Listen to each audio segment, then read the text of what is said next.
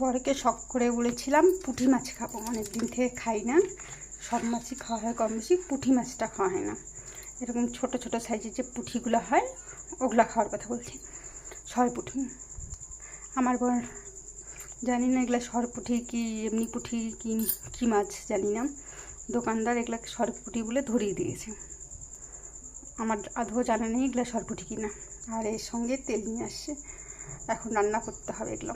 আমার রান্না already complete, কিন্তু বরমশাই যেহেতু নিয়ে আসছে করতে তো হবেই, তো ঝটপট করেই নিই। তারপর হওয়ার পর দেখাচ্ছি কেমন হলো। পেঁয়াজ কাটা হয়েছে, পেঁয়াজের পেস্ট করছি। টমেটো নিয়ে আজকে আমার, তো টমেটো ছাড়াই করেছি, ম্যারিনেট করে রেখেছিলাম। এখন তেলে ছেড়ে দিব।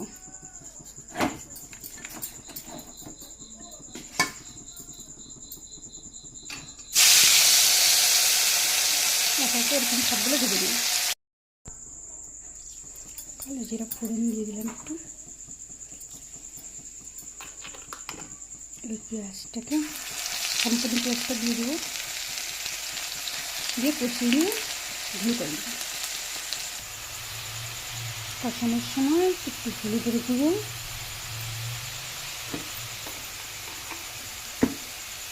সামান্য পরিমাণ টেস্ট অনুযায়ী লবণ দিয়ে ভালো মতো মিশিয়ে নেব।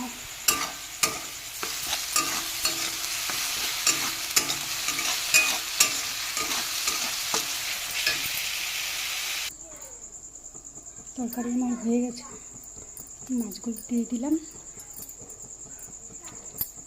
কি সুন্দর টেক্সচার চলে আসছে। এখন আস্তে আস্তে হতে থাকবে, বাস কমপ্লিট। ফাইনালি আমার রান্না কমপ্লিট। এরকম হয়েছে টেক্সচারটা। অনেক কিছু ছিল না, তো বাড়িতে যা ছিল তাই দিয়েই করে ফেলেছি। আর মাছের তেলটা আজকে শুধু পেঁয়াজ দিয়ে করেছি।